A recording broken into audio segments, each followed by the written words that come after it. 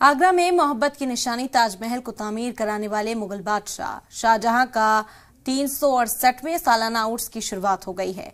ये उर्स 3 दिन तक चलेगा। उर्स के पहले दिन गुस्ल की रस्म अदा की गई, तो वहीं दूसरे दिन संदल और तीसरे दिन चादर पोशी की रस्म अदा की जाएगी।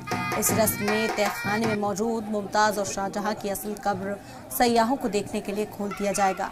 17 फरवरी से 19 फरवरी तक चलने वाले इस उर्स में लाखों लोगों के पहुंचने की उम्मीद है, जिसको लेकर ASI की जानिब से तमाम इंतजाम किए गए हैं।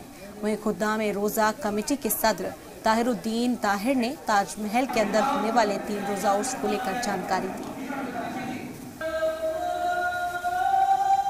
कल संदल की रस्म पूरी की जाएगी। आज ताजमहल फ्री था, सबके लिए असली खबर आज हमने खोली अपने हाथों से और सबके लिए अलाउ किया गया।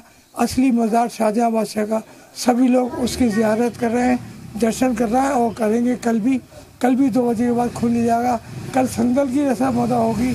संदल जो होता है वो चंदन को घिस के बनाया जाता है, उसका लेप इतर का लेप लगाया जाएगा और 2 बजे के बाद फिर शुरू हो जाएगा।